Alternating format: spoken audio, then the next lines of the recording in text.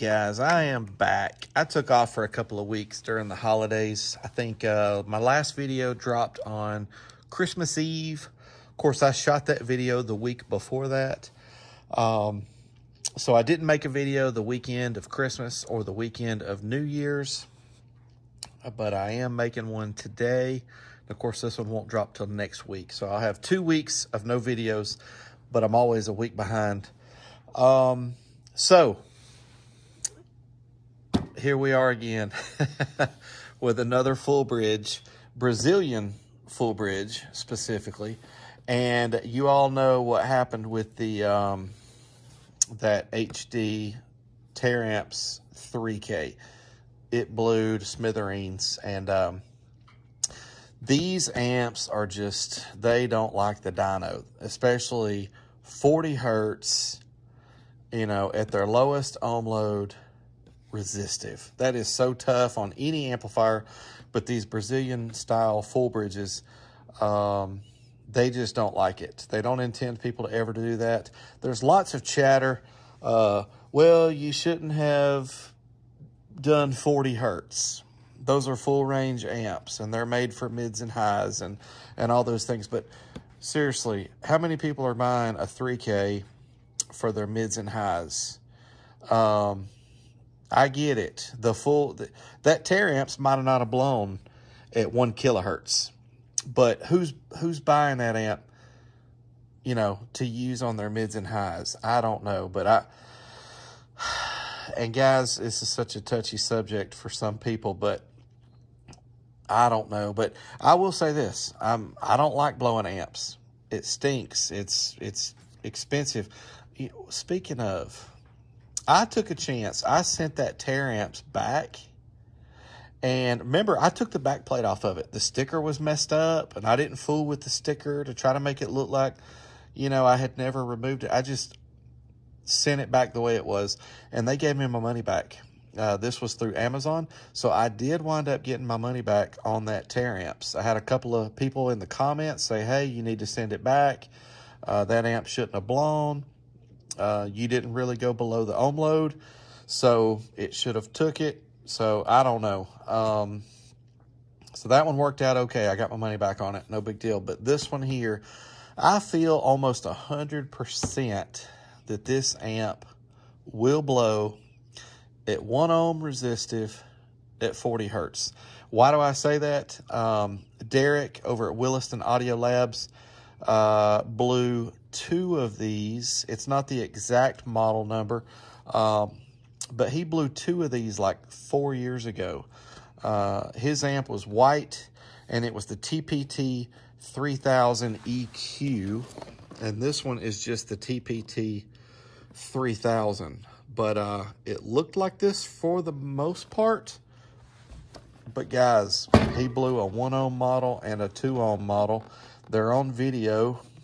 Go watch Derek's channel. If you're not a subscriber of Williston Audio Labs and you like amp dynos, you're missing out. He's got the best amp dyno channel on YouTube. So you need to go check out Williston Audio Labs. You need to subscribe to him. His stuff is awesome. He puts a lot of time and effort into his videos and makes them cool and funny and entertaining and all of that stuff. He puts a lot more time into his than I do. But the fact that Derek blew 2 of these, again, it's not the exact model number, but it's real stinking close. And I don't know. I feel like the chances of blowing this are really, really high. So I'll be honest with you. I haven't even taken this out of the box yet. I'm super torn about whether I want to do a 4 ohm, a 2 ohm, and then at 1 ohm, maybe just dynamically, or maybe 1 ohm on speakers only. I'm really torn because I don't like blowing amps, but I feel like they should do what they say they should do. They should be built tough enough. I don't care about the 40 hertz and the 1K. And, you know, I make decisions based on what's people really going to put that on. Are they going to put it on subwoofers, or are they going to put it on mids and highs? You know, and they want to talk, people want to talk about the input voltage. And yes, the input voltage can be pretty tricky on these. But I always monitor that. I check all that crap out before I do an amp dyno. I already know how much input voltage the amp likes or doesn't like or where it clips at. I don't always show you guys all that stuff. But I'm torn between running this thing all the way to uncertified at 1 ohm, 40 hertz resistive, or trying to not blow this amp. I don't know. I still haven't made my mind up yet. The video will definitely show that. But let's get this thing out of the box. I am rambling way too much. This thing also comes from Amazon. Could I send it back? I don't know. Probably, maybe. I will tell you this. I was nervous about the HD because I thought, God, that's going to stink if... The only reason I don't get my money back on it is because I took the back plate off. And they said, hey, the sticker's messed up. We can tell, you know, but nothing was ever said about it. They put my money back in my account and everything. So here we go. They give you a nice big Timpano sticker. It's wrapped like the tear amps always are. Like a shrink wrap. Okay. Let's get this out of here real quick. Boy, it's got a shiny finish to it.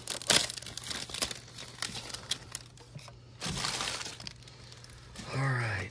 It definitely looks a little on the cheap side with the way I don't know. It's okay though. It's not real heavy. Are those fans or just, no, look at that. That's interesting. That's just maybe the other side. Yeah. Okay. I'm getting ahead of myself. So it does have 2 fans. And then on the other side, that's just exhaust or intake for these fans. All right. So here we go. Looks like 4-gauge power and ground. That's what that HD did. And then about an 8-gauge speaker. Just got the single speaker. Very, very basic. Let's see, and then the other side. Input, we don't have any output RCAs, but we got an input left and right. Gain, high pass, low pass.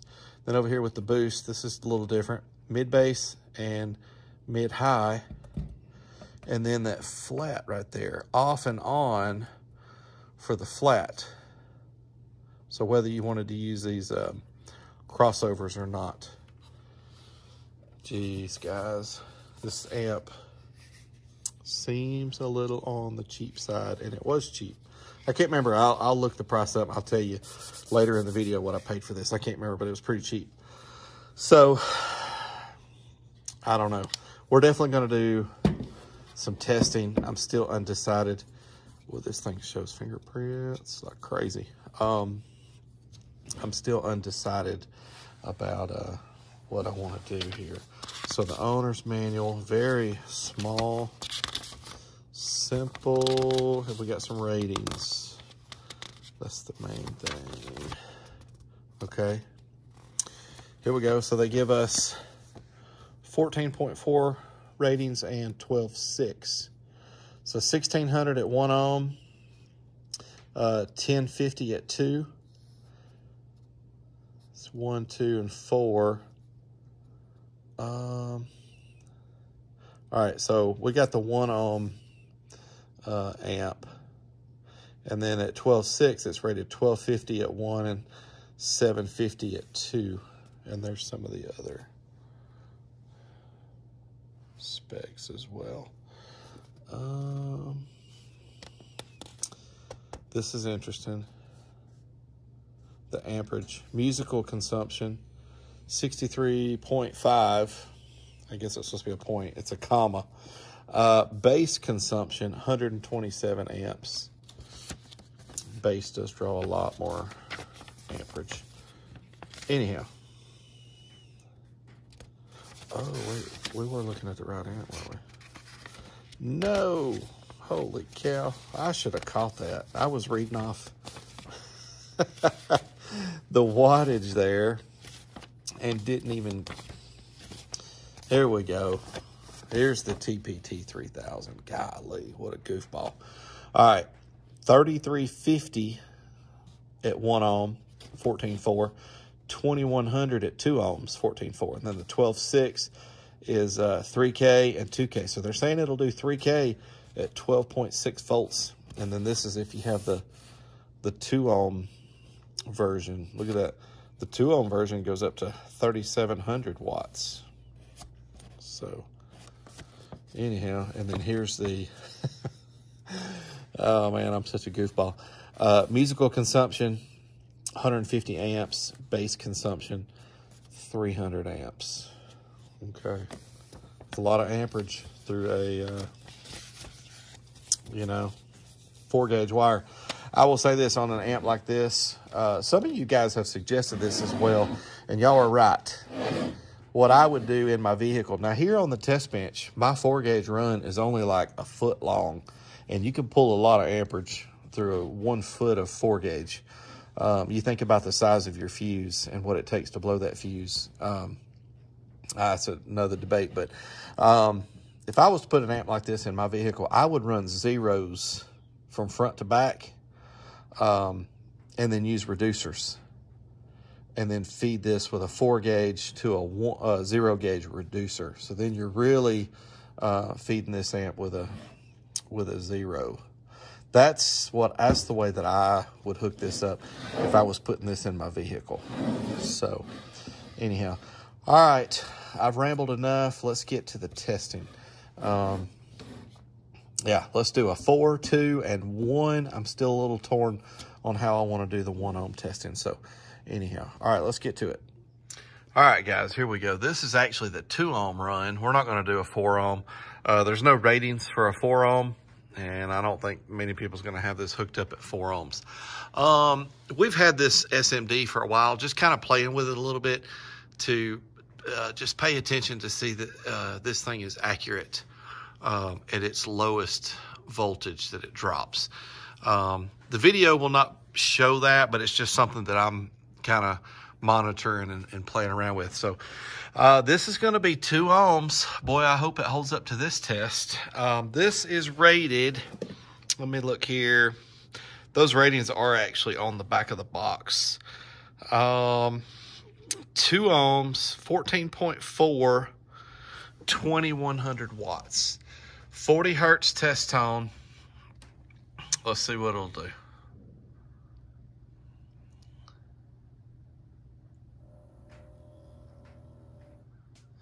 $20.97. It survived that test.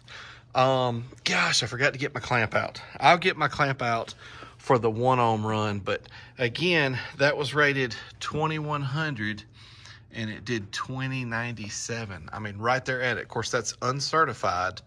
So a little less than that certified, but dynamically, let's see what it does dynamically. All right, 2 ohms dynamic. What's it gonna do? Here we go. Unpause the track.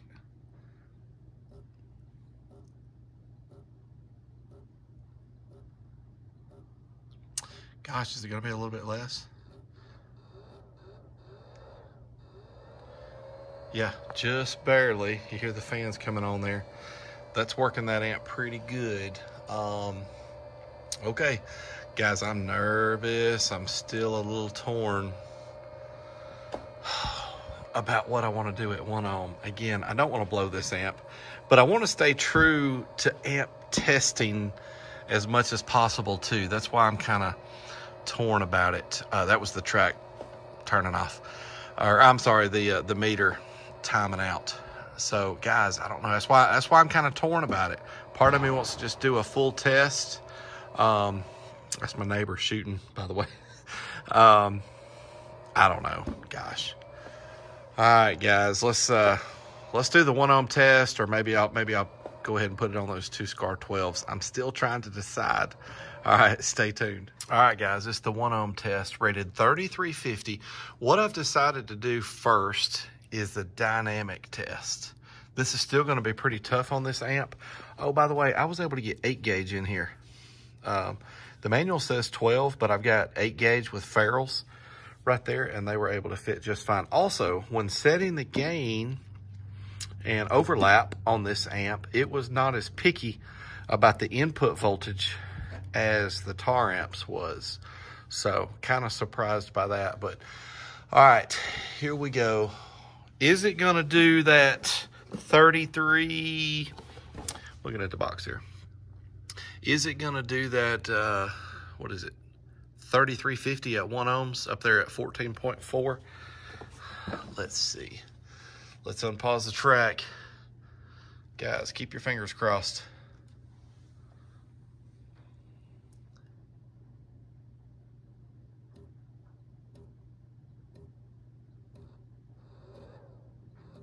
Wow. Right at it. Dude, guys. So that is tough on that amp, and I let it run for the full 10-second dynamic run. Wow, it survived that. I don't know, guys. I don't think I want to do the uncertified test. And look, I would come out better if I did that test. If it didn't survive, the amp blew, I sent it back to Amazon for a full refund, I would get all my money back. Where I'll most likely sell this thing on Marketplace for like maybe $30 less than I paid for it. So I just want you guys to know, could I come out cheaper by blowing it and sending it back? And yes, but I prefer to just not do that. I don't really like to do that type of stuff.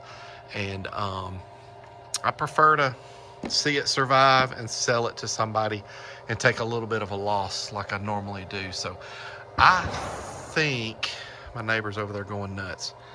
I'm feeling like I might shoot a little this afternoon myself. Not because of that, but just because I like to shoot. All right, guys, let's put it on those subwoofers. I think that's all the 1 ohm I'm gonna do, other than putting it on those 2SCAR12s at 1 ohm. I just don't really want to blow this thing. I also need to show a video of these. But I will say this, from what I'm seeing, this thing is very accurate. I just wanted to verify for myself that this thing's doing a good job. And from what I've seen so far, it is. We know how accurate this is. All right, guys, let's put this on those 2SCAR12s. All right, guys, we're over here at the 2SCAR12s. Y'all forgive me for being so rusty this week. It's amazing, after only taking 2 weeks off, at how rusty I've gotten. But my goal is to get back to dropping a video every Sunday morning at 7 o'clock. That is 7 Central.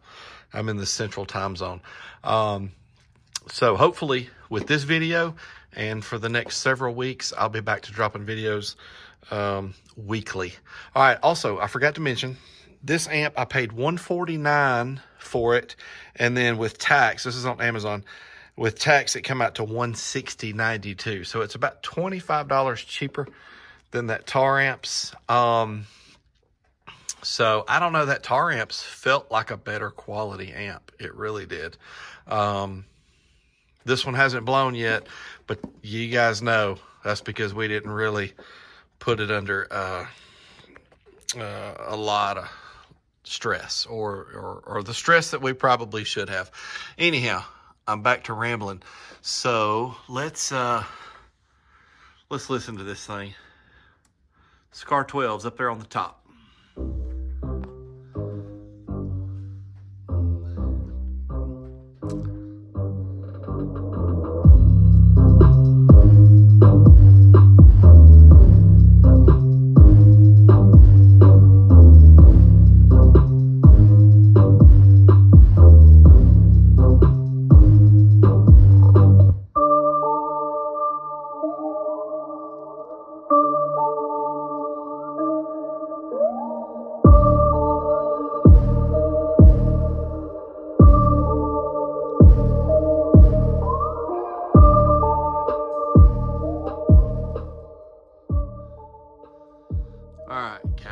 I'm gonna take it easy on these subs. Wow, I don't know if that's right or not. In fact, we we pretty much know that's not right. I was watching this as it was going, and it was hitting 3K, a little over 3K, with some of those hits, and then it ended up jumping. So this thing, and those subs cannot take 3K for very long. I don't know, on music, that's only 1,500 a piece. Yeah, they're not rated for that. Anyhow, pretty stout amp for the money and the size. That's a good bit of power.